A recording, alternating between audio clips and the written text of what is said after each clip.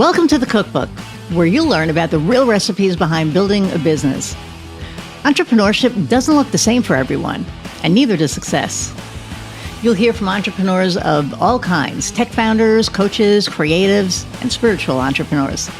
People who've taken very different paths and learned powerful lessons along the way. We talk about the wins, the missteps, and the moments who shaped who they are today. I'm Iris Goldfeder, and this is the Cookbook. Hey everybody, and welcome to another episode of the Cookbook. I'm your host, Iris Goldfeder, and I am really excited for our guest today, Annette Mashi. We've been talking for probably over a year, I think, at this point. And I keep saying, be on my podcast. And then we forgot to get her on my podcast. Now she's on my podcast. She's a content writer extraordinaire. And of course, I'm going to let her tell her own story. Before we start, don't forget to share, like, subscribe, download, review, give this episode a review. Any golden nuggets that you take away, let us know in the comments below. All right. For now, let's bring on Annette. Hey. I am so thrilled to be here because I listen to your podcast all the time. And I'm like, I got to get on that podcast. When's it going to be my turn? Thank you. Well, and now is your turn. And it's so funny because, I do pre-interviews. With you, I didn't, but with people that I don't know, I do pre-interviews. And I was doing a pre-interview with somebody today. And they were like, kind of staring a little like googly-eyed. And I was like, what's up? And she goes, this is going to be weird. She goes, but like, I've been listening to you for a year and a half and I've watched you and it's just weird, like being in a Zoom with you. And I said, oh, and she goes, yeah, she goes, because I feel like I know you. Right. And I said, that's a good thing. I said, so let me get to know you. And then, we started talking and, she's going to be on. But it was just like really funny because I never realized, because our numbers don't show, and Kofi needs to talk about this. So we can't figure it out.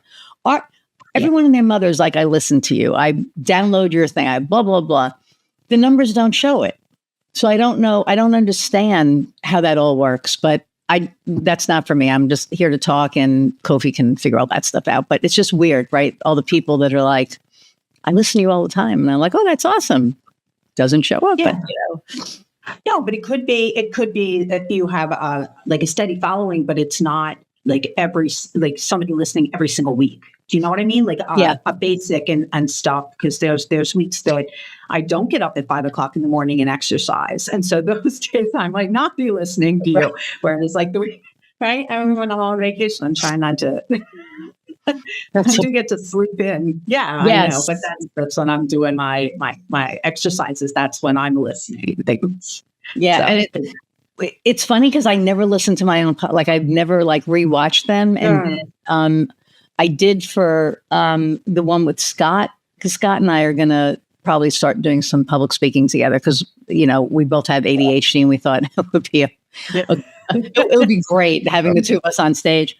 But I watched it and we got into a couple of deep things with his mom. His mom and dad have Alzheimer's and, and I'm listening to it as I'm, doing, I forgot what I was cooking something and I'm cooking and I have the iPad on the thing and I'm listening and I'm watching and all of a sudden I'm I start to get a little sad and I'm like, okay, this is good content. I never really sat and watched it. And I'm really intentional about who I have on, right? It's I believe I have this platform to give people a voice so that they can talk about their platform, right? So, and I want to be really intentional on who I have and what they do and to make sure that it aligns with my and what I feel is my audience's, mission and vision. So, so welcome. I'm glad we finally got to make this happen. Yeah, me too.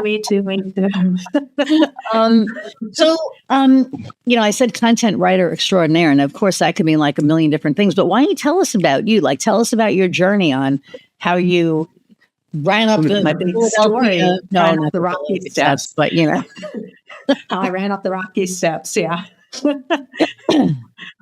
So my name is Annette. And I create magic with words. I am a copywriter and content strategist, and I give visibility to female architects, interior designers, and women in the construction industry. to help them stand out from the competition, get the clients they love, and win all those dream projects by highlighting who they are and what they do. So like my history is that I studied architecture at Drexel University. And when I graduated, it's like, okay, now I have to go sell my ideas and my designs. And I had absolutely no idea how to do that. So it's really great to learn the theory, but actually selling yourself was something that they don't teach you in school. Or I must have been out that day and missed that lesson. So you missed that class. I'm just like, no, I'm sure it wasn't even there. And then I'm out in the world. I'm thinking, what am I going to do? But I had previously, also while I was studying architecture, I also got a degree in computer programming.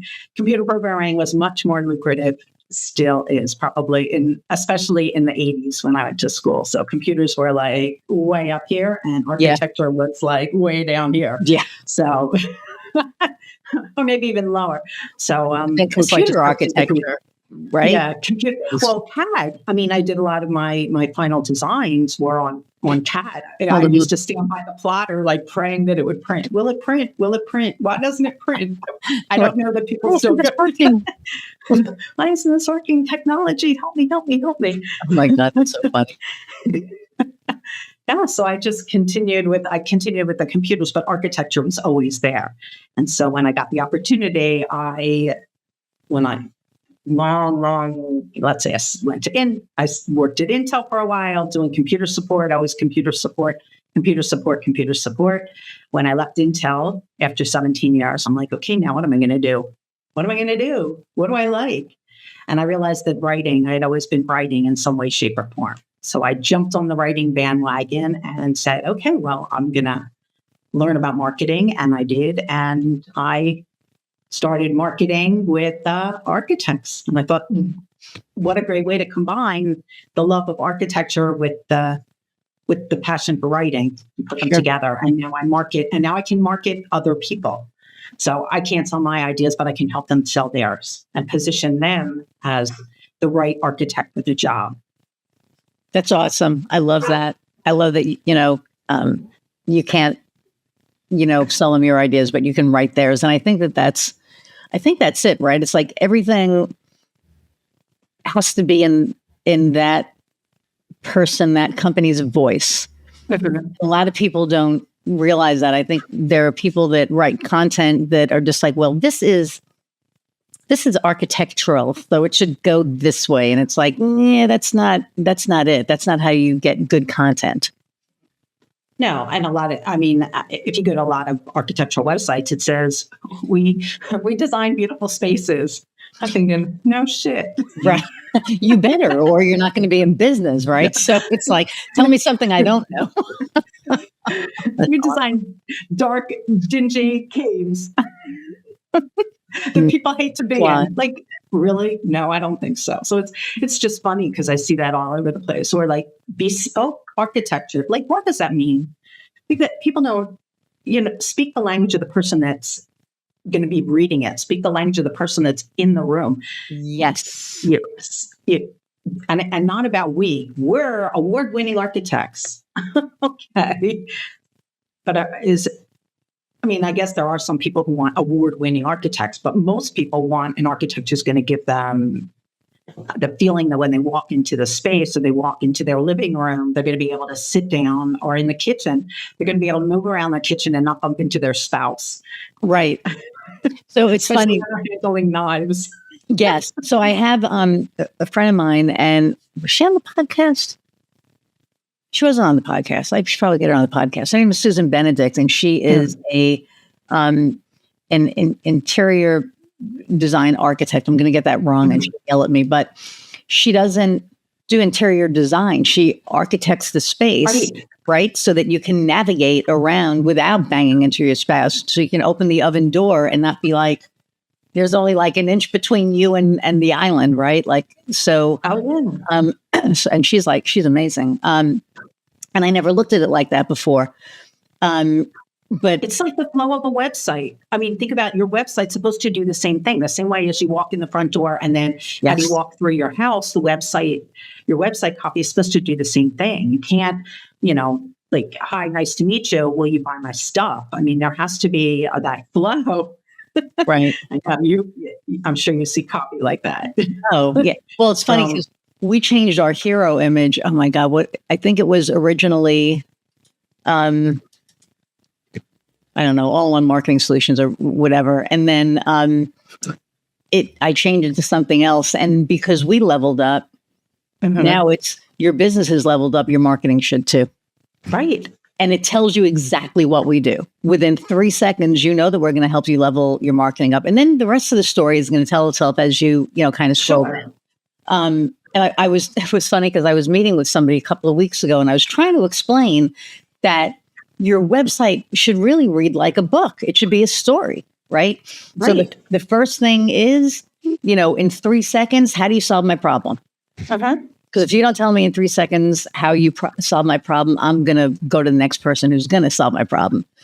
And then you start talking about, the what, right? So this is, yes, we can solve your problem. Here's your problem. Here's how we, here's Here's your problem. Here's how we understand. We understand what your problem is, right? Because a lot of times these are the pain points that you have. I understand. I empathize with you. And now, how can we go about solving those problems? That's kind of like the flow on the page and who it is. I look at a lot of sites and I don't even see who it is that's running it. I mean, like some of these smaller firms, they're single person firms and they don't have anything about themselves. I mean, I'm hiring somebody to design my, $5 million home. Where's the picture of the architect? This person, right? And then this person that I'm trusting my millions to. Right. And then why? Right? Like, why, that's why we do what we do. And then why do you want to work with me? And of course, I always put for all of our clients, the why is last because they come first. And it used to be the opposite. It used to be, this is who we are. This is how we help you. This, it was like problem be damned. And now it's like, oh, I have a problem. I need this thing fixed now. Right. And it's what's the results that I'm going to get? I mean, that's always what I'm looking for is what's the results that you're going to be providing to somebody. It's nice that you did this. It's nice that you created the space for somebody, but like, what were the results? Now you spend more family time together because you can sit around the kitchen table because you have a kitchen table. Yeah. Like what are the results that you're providing to the clients? But a lot of it is the story. It goes back to the stories. Yeah. Well, I think it's all story, right? Like, I didn't burn myself when I pulled the turkey out of the oven because I actually had room to move, instead of flattering myself. Going like this, and the thing fell. But no, and I'm doing a presentation and actually next month on scalable storytelling, right? Like on the story. At the end of the day, people don't want a product anymore. They want the person. Right. They want to know who are they with people. Yes. What kind of a person are you? Do our values align? Stuff like that. Right. Right. For sure. That's why, a lot of times I'll look at their project stories or case study pages, their portfolio pages. They'll have a million beautiful pictures, but like, what's the story behind the picture? Why did you make that decision on the design? Why did you move this from left to right? Why is this wood and not, metal or something like that? So that's what people want to know about because that's what's interesting. And the stories are memorable. Like I always, people ask me, how did you get started writing and stuff? And I always go back to the story of my little sister. I have 3 little sisters and a little brother. They're not little anymore, but they were at the time. Here she was, she's creating a resume, right? She's writing a resume. She's 16 years old writing a resume. What do you have on a resume when you're 16? Nothing. Bagel choice. Right. So I, came up with words. I'm like, okay, how am I going to embellish this resume? So I called her a beverage coordinator, right? Sounds impressive. She's a beverage coordinator. What did she do? She worked at McDonald's. Right. And it's shipping on it orange, Sprite, or Coke. Right. And you were coordinating what beverage you got. So that's right. Yes. Right. And the result was happy clients, happy customers who walked away. And that's what she could do. So it's, but it's the story. People remember the stories. Right. They'll always remember the stories. Right? I mean, they remember the creativity too. Sure. Because, because if you're having somebody design your house, you would hope they'd be creative. I mean, yeah. Yeah, and giving you what you want, well, like what are the requirements and how do you translate that? And it's not, just because the bedroom's 10 by 10, that could be anything. You don't want a 10 by 10 bedroom. That's like a box. It was 10 by 10, so we made it an extended toilet to the They have to think, some of the things you think about, like for me, when that's when I came here. So I moved to Israel and everything, and we bought land, and I designed my home. And I'm like, this is the way I want my house to look. And, my kids were little, and, I designed for little kids. So the kids are little. I'm designing for these little kids. Then I didn't think about the kids would get older when they grew up. Like little kids, I wanted to see diagonally. I wanted to see from the kitchen into the playroom. I wanted to be able to see where they were. When they're teenagers, I don't want to see them. I don't want to see them. Awesome. And they don't want to see me. So these are the things that like architects do. They're planning in advance, because had I thought about it, that these are little kids, and had I really like thought about what it will be like in the future, I would have designed spaces a little differently so that they would have like a place where they can hang out with their friends. And everything. So it's that's what the architects help you do that. So it's conveying that story to the clients so that they don't end up, sitting with these kids, grumpy kids, playing on their phones at the table. Like, what the heck? Well, and then for adults, right? There's aging in place.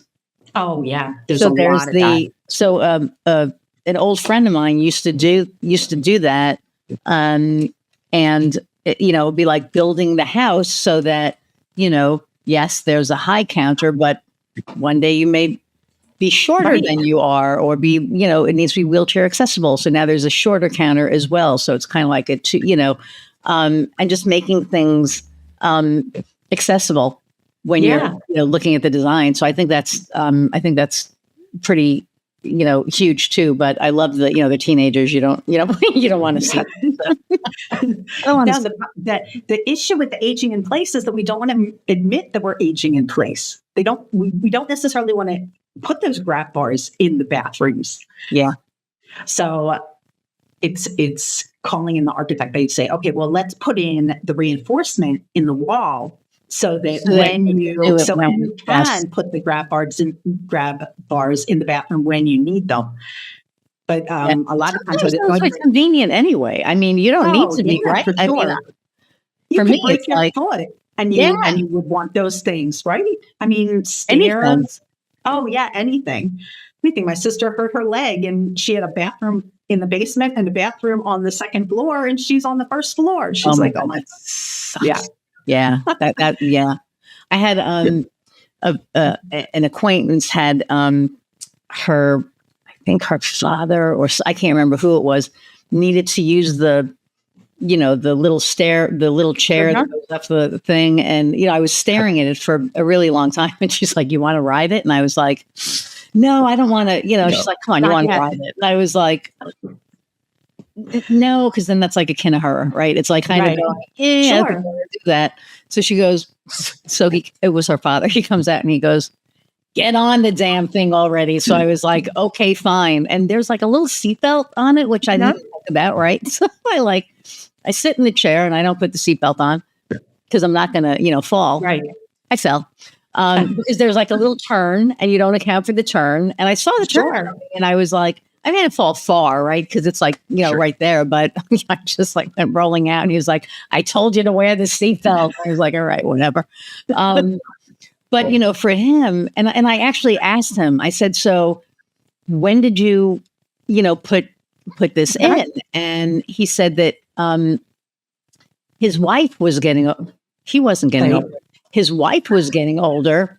And so, my wife was getting older and I kind of knew that she was going to, and I said, "Your wife was getting older." And he's like, "Semantics. That has nothing to do with the story." And then he, went on and we just started laughing. But you're right. Like, we don't want to admit it. I'm fine with it. I mean, I look at it, I'm going to be 66 in May, which is like insane.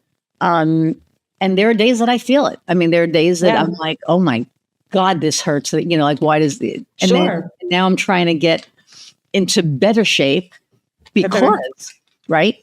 I'm going to be 66 and I don't want, I still sing in a rock band. I still do all the things. And now I'm playing more instruments than I ever played in a band before. I'm playing like bass and guitar and, keyboards, but I'm like moving around more on stage. And it's like, I can't afford to be like, oh God, my back, So, and the guys are really good because like, I'm not doing any heavy lifting. They know it. So I'll, when the end of the show happens, I take my stuff and I'm like, see you at rehearsal.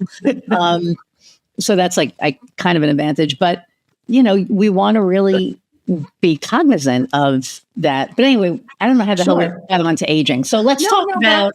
I'll tell you.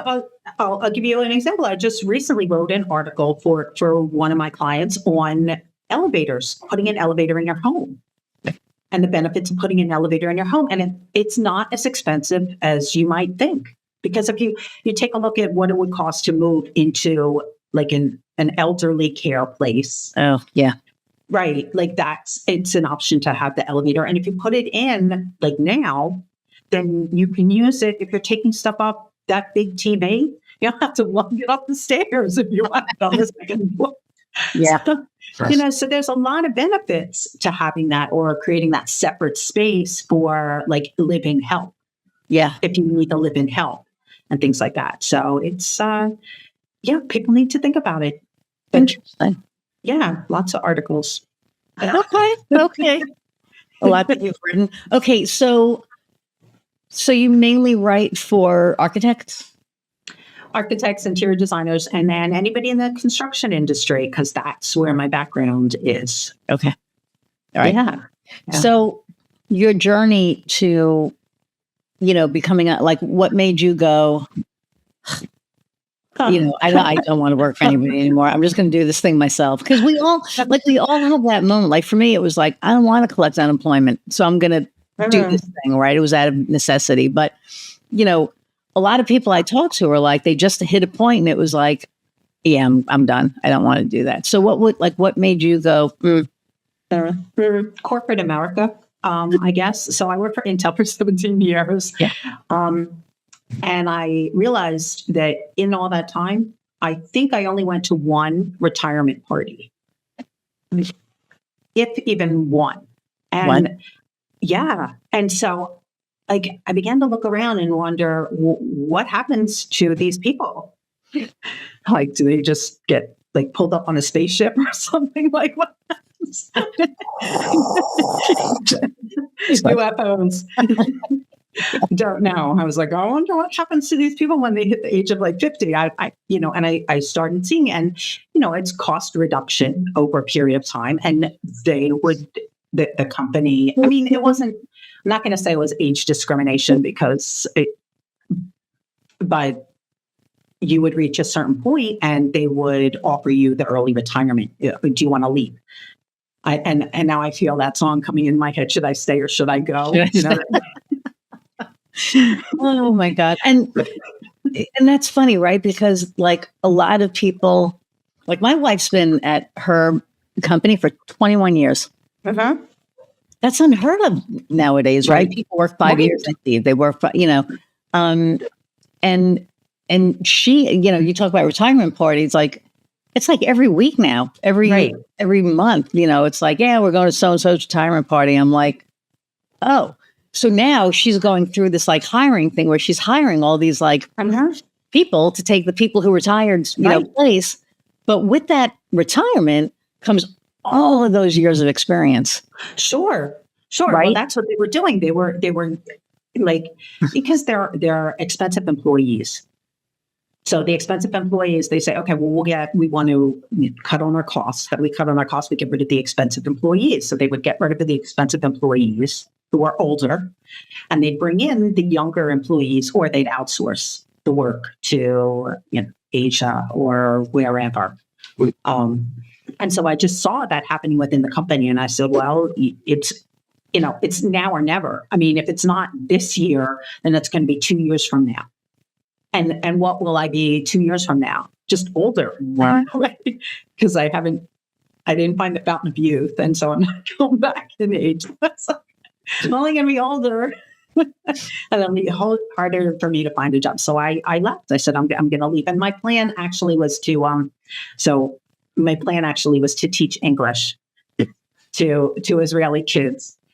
Okay. So I'm going to leave and I'm going to be a teacher and I'm going to help these kids because they really need to learn English. That lasted for 6 days. I taught 3 days one week, 3 days the following week. I cried every day. The kids were awful. It took me 45 minutes to do roll call, and then the class was over. And so I said, apparently teaching English is not for me. Oh, yeah. So I left that. But yeah, it was. I don't know that I looked at income and said, okay, I don't want to work for a man anymore. I want my own business. It was more that there was no future. I didn't see a future there. And it was just a matter of time. Wow. Yeah. That's scary. I mean, when we, I think, when I was looking at collecting unemployment and, unemployment was way different in 2014 than it was in 2000 or not even 2000, like 1980, 1990 something, right? You literally got your pay until you found a job. And then I think in 2014, it was you get $200 a week. And I'm like, how in the hell are you going to live on? You can't live on that. Like your groceries, right? So it was yeah, I'm not going to sit home and collect that. I'm going to, do something. But I love the fact that, because a lot of people hit that wall and they're like, oh, I'm going to go back to corporate.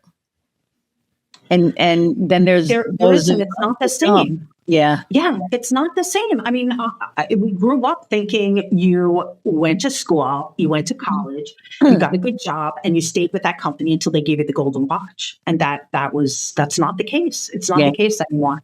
And people are jumping ship, and people are starting their own businesses. And I think that's the power of networking, is that you meet so many people that are running their own businesses. A lot of women that are out there running their own businesses, helping each other advance, supporting each other, purchasing services from each other to keep the economy going and our businesses going. And I think that's really important. And that's I love being in networking groups with other women and talking to other women in business, and just, is that what lights me up? I don't know how we'll have to look to that, but that's working with other women is really great. And that's, one of the things that I get to do when I work with female architects or women in construction. I mean, there aren't women in construction. That's a novelty, but it's great to be able to give them a voice and to get them out there and to show their skills and their expertise, because they're working twice as hard to get the same recognition that some of the men are getting. And we're not conditioned for that. We're not conditioned to be able to say, hey, we do a great job. We really know our stuff. Women don't necessarily do that all the time. Yeah. And we need to. We need to. I mean, who was I talking to? Oh, actually, I think in that same conversation I told you about earlier, right? It was about playing small. Right. So, we were talking about something and I had come up with an idea and I was like, yeah, that was my idea. And I said, I'm not bragging. It was my idea, and, it is what it is. But what was, funny was and I'll talk about this, being in a meeting, with my team, and one of the guys being like, you're kind of intimidating. I don't know if I should bring something up to you, because I don't know if you'll get upset or whatever. And I'm like, well, A, you shouldn't be intimidated. If you are, that's kind of on you. I'm not going to play smaller because you're uncomfortable. And I didn't put it like that, but in my head, I'm like, I am not making myself smaller for you, Mr. Man. That's not happening. Right. And I said, that's, you need to work on that. That's on you. You can come to me with anything. You have a question, I have absolutely no problem. If you're intimidated by me, that you have to work on that. That's not a me thing. And I think now that I think, I know, a few years ago, 10 years ago, I would have been like, ooh, I don't want them to feel uncomfortable. So I'm going to be a little, or try to look at my behavior and, try to, be a little nicer. And it's like, no, because I'm pretty damn nice. And I think I'm pretty easy to work with. So if you're a dude and you're, intimidated, or even a woman, like whoever, like if you're intimidated by me, that's you, because I'm not, I know I have a strong presence. I know I have a strong personality, but I don't think I'm scary. No, I don't think you're scary. Stranger Things, we're in the upside down. I don't think you're scary, but even in the words that we're using, like a lot of times in the words that you're using, my sister was just visiting, and we were talking. She owns a bar in New Jersey, and she's got 2 male partners that she's in the bar with. And she's like, "Oh, it's just this little bar." I said, "No, it's not just. It's not just, and it's not little." I said, "You own a bar." And we were writing the copy for her website, and she wrote something about like a cozy neighborhood bar, and as I was thinking about it, I'm thinking, but you know what? It's a bar and it's a restaurant. Like, let's say it's not just a neighborhood bar. This is not it's not just a little neighborhood bar. It's a bar and a restaurant. Like, let's own that, and let's take you up a level, and let's, show people what it's like. And because it's like Cheers, everybody knows your name. Which is great. I mean, which is great. Yeah. So she said, wow, what, it's a difference. And I said, it's the words that you use. Like, I always get rid of the word just. I don't need to justify anything. I don't need to just anything. This is what I think. This is how I feel. This is what I'm doing. And don't come down on me for my feelings. These are my feelings. You can't tell me don't feel that way. Yeah, I mean, your feelings are valid. I think that a lot of people try to, I'm not going to say invalidate it, but I think they don't understand how words land sometimes. Sure. So we, as, marketers, know that words carry weight, right? Yeah. I mean, and how you say something matters. How you present something matters.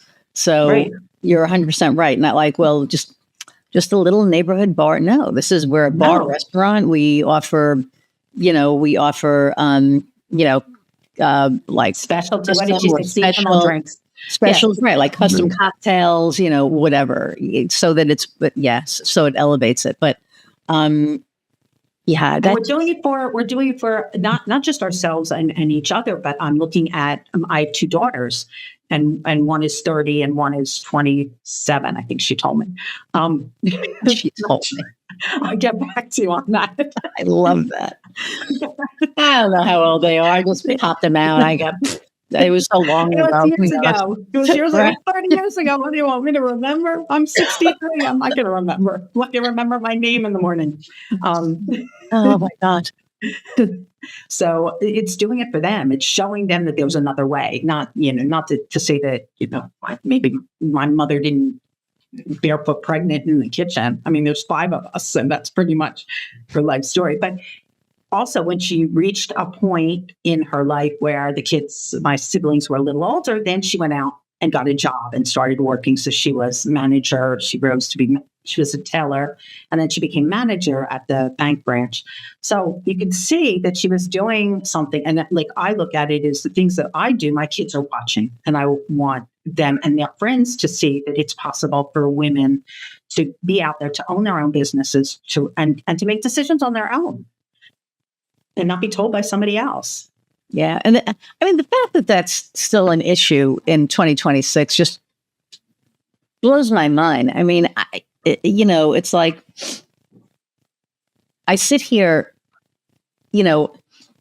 as a woman and go, what the hell? Like, why do I still have to work twice as hard? Why do I still have to, and not to get, political, but, to get political for a minute, it's like, we always have to explain why we're doing what we're doing, or how we're doing what we're doing, or, oh, you're a woman and you own a business. Wow, you're a unicorn. No, there's like, how many, women out there that own businesses that are doing an amazing job, and don't get, the recognition. And again, like in my business, the fact that I have a guy that is afraid to talk to me kind of makes me chuckle.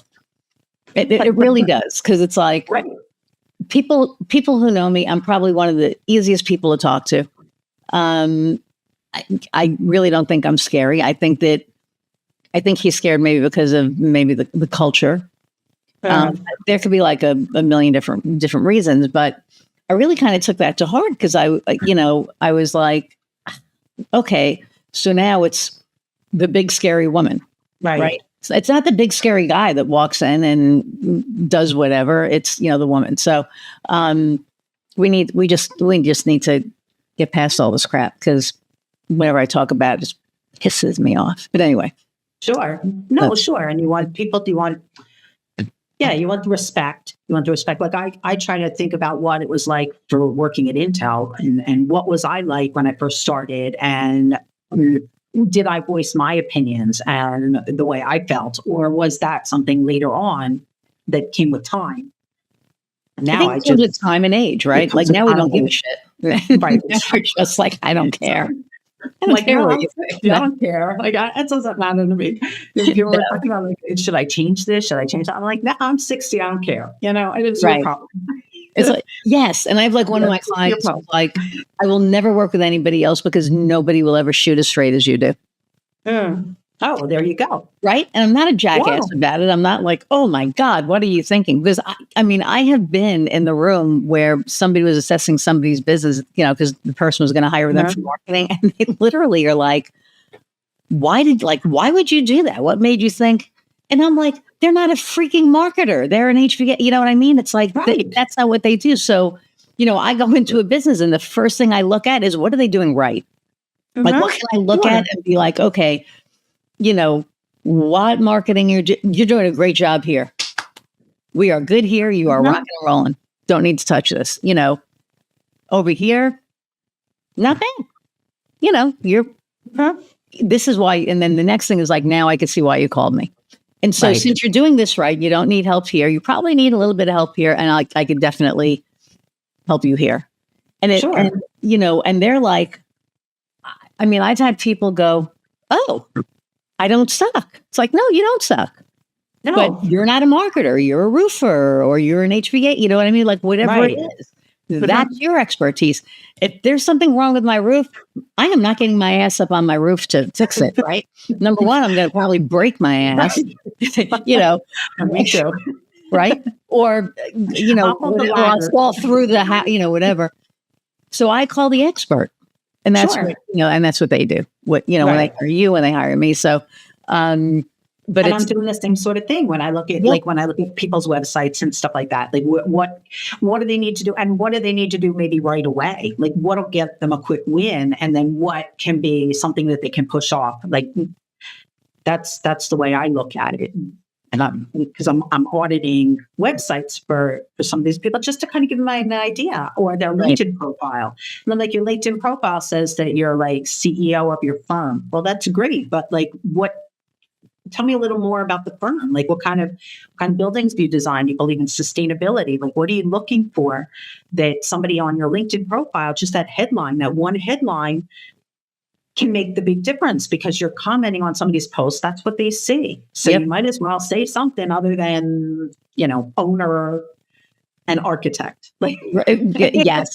And actually, I did want to talk to you about that offline, but I want you to help me with mine because mine is just like whatever. I was looking at it the other day and I was like, shit, I need to talk to Annette about that. But one of somebody that I was talking to who's going to be a guest on here, as soon as I talk to somebody and they're like, they have a website, I'm like, oh, what's your website? And I look at it initially to learn about them. But if there's something glaring, I'll be like, oh yeah, can I make a couple of suggestions? And she was like, oh yeah, absolutely. And I was like, you kind of need to change a lot of it. not to hire me. I'll tell you what you need to do. If you can do it yourself, do it. And she could do it herself. Right.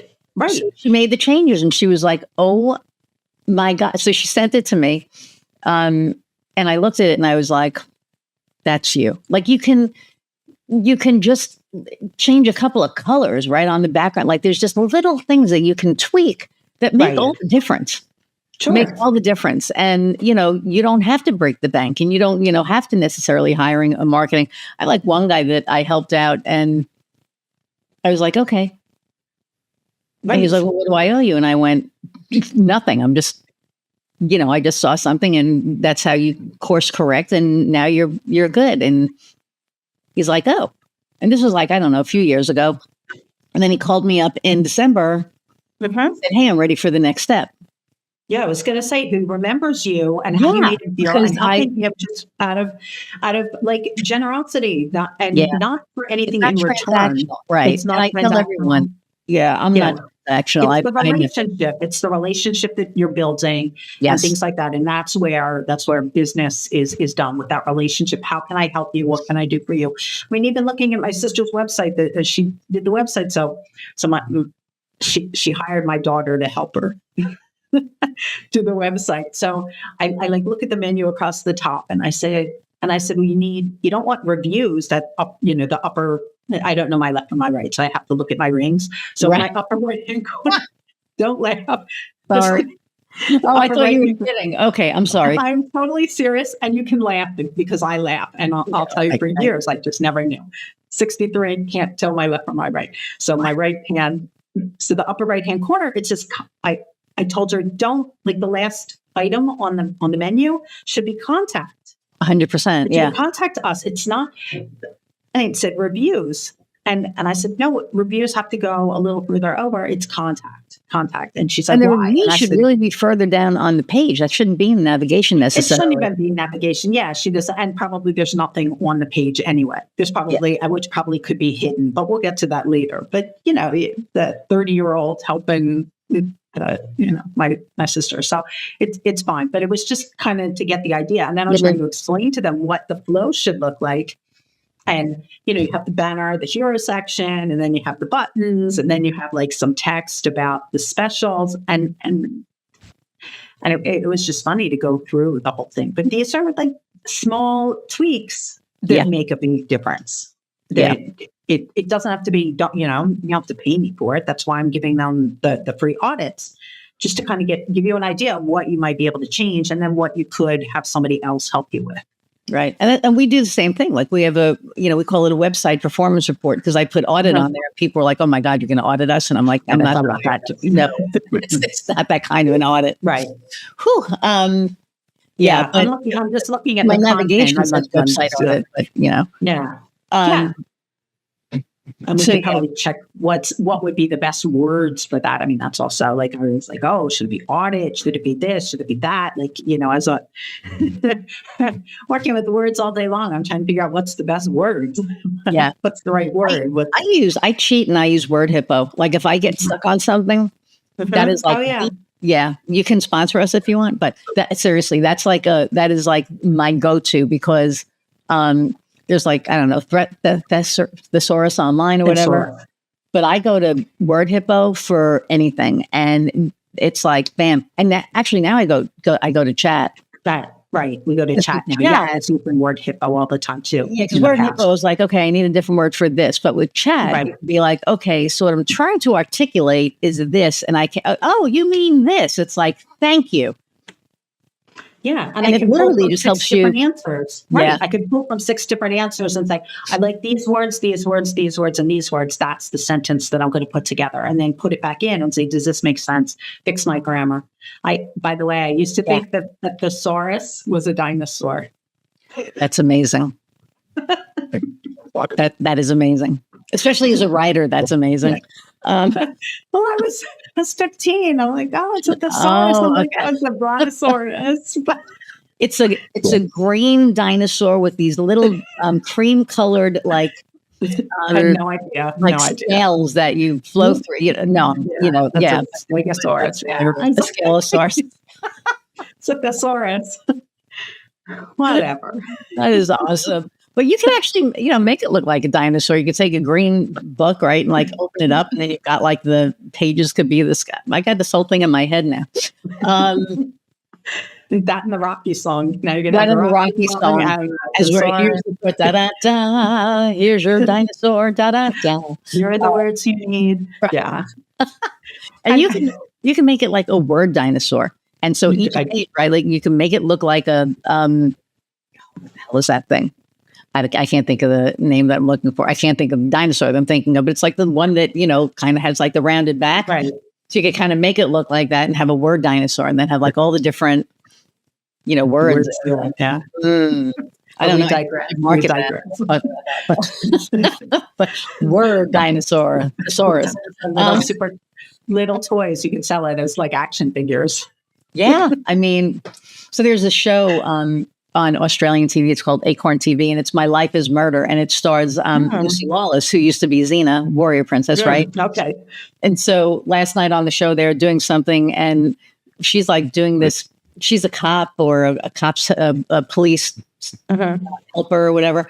And the guy looks at her and goes, "You're kind of intimidating. Did you ever think of being an action figure?" And like my wife and I literally almost like spit our drinks out. We were like, "Oh, that's cute." Very, very funny. Because they play on her career. So interesting. Very interesting. Yeah.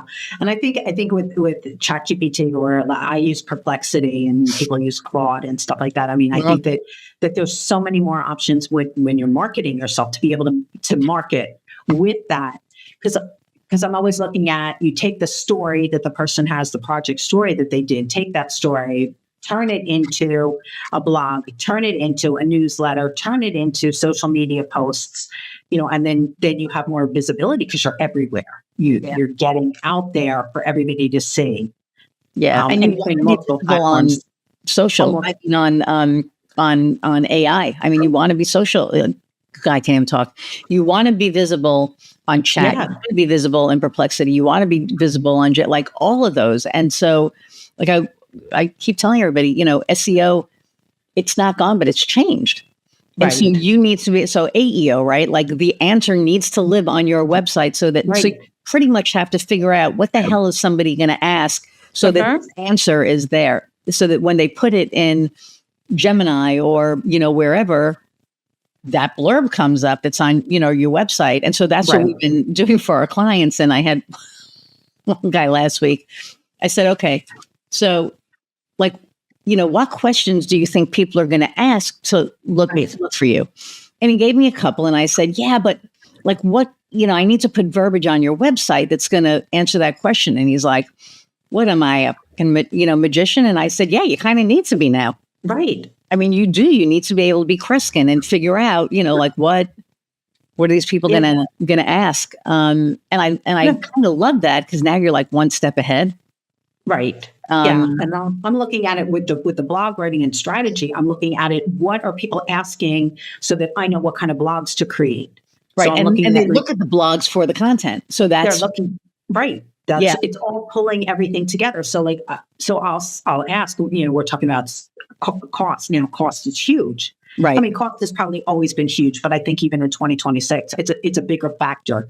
Like what's the square footage of the building, of the house that you're building? And based on that, then what's the cost? And how do you get your square footages down? And what material are you going to use? That's going to affect what kind of what finishings are you picking? Are you, hardwood floors or are you using and I was just thinking of the same thing. Yeah.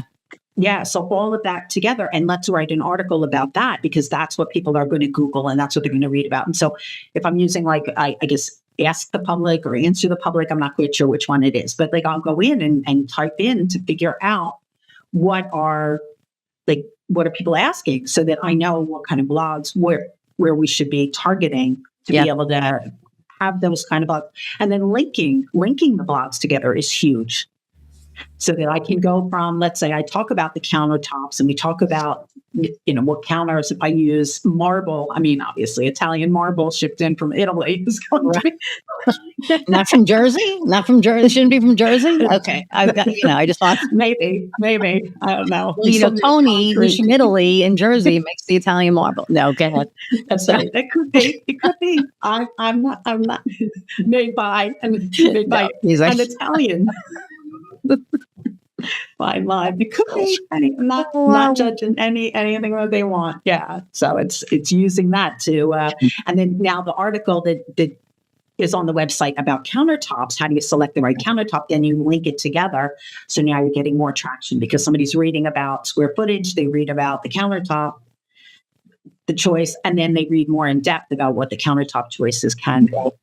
So it's the strategy that goes with it, the reusing of the content, the strategy, the connection between the two. I think it lights me up. Well, there you go. And I think, and I think the thing too is like, to know, to have the experience, to know the questions that need to be asked, right? To know that, okay, if my counter is going to be Italian marble, what should my floor be? Right. Should my floor be marble? Should it be tumbled marble? Should it be, whatever it is, like what is going to go with it aesthetically that it's going to, and it's also going to be functional. Then I'm going to walk in my kitchen and not fall on my ass. If, right. Sure. So, the water, right. With the water on the floor and sustainable. I mean, what's going to happen? Yes. Maintenance. I mean, am I going to have to get out there painting my, outside every time that there's a blizzard in New Jersey? Am I going to have to be like, like the last month? Well, and also repurposing the content, right? So it's like what we do with what we're starting to do with our clips. Kofi is like a genius with this stuff because I'm good with the big picture stuff, not the minutia, right? And he's really good with like with the little, content minutia. He'll be like, repurpose your content. You have like 5 seasons of podcasts. Hello, like instead of, doing Throwback Thursday, take a clip from the podcast and blah, blah, blah. And I'm like, well, duh. So that's what we're, going to start doing, right? Is starting using those, using more clips. Because I record, I think I do what, we sell our clients, right? It's like 2 hours of recording every, quarter. And we get 10 to like, I get as many videos as I want, but either way I pay for them, right? Right. But, and then I do my video once a week. My video is Thursday. So my podcast is Tuesday. My video is on Thursday. And it's like, oh, we should really be, instead of me doing a video on tips and tricks, it's like, I think people by now know I know my shit. So I don't have to keep doing that, right? So now we can repurpose some of that stuff on Thursdays. And that's one of the things that, we're working on. And as somebody who's doing content, you're on a podcast, you get the transcript. Right. You can go and do that. Your client, let's say this guy's a big architect, right? And he wants, street cred. He was on a podcast. You can, repurpose that. So there's so many ways to get content now. And you have to know, and that's where your expertise comes. Right. Wait, you went mute. I did because I hit mute. But it's like you can get the content, but if you don't know what to do with the content. Right. And you know what to do with the content. How to utilize it and stuff. So yeah, because you want to utilize it. You want to utilize and when you're on a podcast, how do you take that podcast? How do you reuse? How do you repurpose that? How do you make it into a blog? So now it's on your website, right? So that people can. Or how do you take it? How do you make it into your newsletter? I mean, 85% of the interior designers don't send any newsletters. They're not marketing to people. I don't know whether they expect somebody to knock on their door, like, "Hey, I'm looking for an Jehovah's Witnesses," or I'm thinking, like, "Oh my God, that's hilarious." Hey, you need an architect. You need an architect. Jehovah's Witness. That's incredible. That should be the next newsletter. Right? Knock, knock. Yeah. Jehovah's Witness. Yeah, I mean, I don't know how these people, how they expect to find clients if they're not out there and visible. And I know a lot of the business is referral. I mean, definitely, even though our business is referral, somebody will say, hey, they did a great job, go talk to her. But the first thing they're going to do when you get somebody's name is take a look on the internet and say, what do they have? I'm going to look at the website. I'm going to look at the website. I'll go and look at LinkedIn, social media. Yep. And if you don't have a presence there, or that presence is so old, or that, your website, even at the bottom, doesn't have the latest 2026 and it's from, 2018 or something, or there's a picture with you with a COVID mask on. All right. One of my clients actually still had the COVID warning on his website. Oh, that's scary. That's really scary. And I said, why is that still up there? He's like, I don't know how the hell to get it off. I said, okay, the first thing we're going to do is take that off for you. It's like, that's number one. But it was weird seeing it, right? It was almost an unhappy flashback. I was like, oh, yeah, definitely. So these are some of the things that people need to look at, because you need to be out there. You need to be visible. You need to talk about your business. Some people don't talk about their business. No. So what's your differentiator? My differentiator? Well, not every copywriter or content writer has an architectural degree. So that's my differentiator, is that I've been in the trenches. I have traced people, or I've drawn spaces. I learned that walls have thickness. Did you know that? Walls have thickness. They're not a single line on the page. It's not just like a little... Like a line. I learned that. I learned that when I built my first model in architecture school. I'm like, why are these rooms so small? Because the foam core has thickness to it. So I had to draw two lines. Like, two lines represent a wall. Oh, yeah. So, yeah. Interesting. Okay. Mm-hmm. The other thing. So that's my differentiator, is that. And the other is that because I built my home. Like, I designed and built the house that I live in. And my husband's a DIY guide, and he had me out there pouring concrete and all that other good stuff. So, yeah. Oh, my God. That's awesome. I love that. So, people listening to this, there are people out there, and this is like late in the interview, but there are people out there that are thinking about becoming an entrepreneur. What advice would you give to somebody who's thinking about becoming an entrepreneur? First, I would tell them to speak to 2 or 3 other people that are entrepreneurs. Second, I would tell them, just do it. Just do it. I think it's the greatest decision that I ever made. Just like leaving it all behind. It's scary as shit. But there are people here to support you and to help you. My friend's daughter has been calling me. She's like, I don't know if I can find a job. And I said, well, you can start your own company and you can be a consultant, and this is how you do it. And you don't need one client. You can have multiple clients, and then you're splitting your time. I said, it's just marketing. Marketing is a little tough. Selling yourself is tough, but you do it with practice.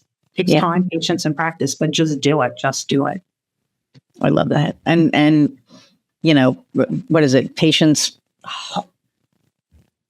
Oh, I can't think of there's like an adage, the patience, I can't remember what it is, but yeah, I mean, I think that's really good advice, because I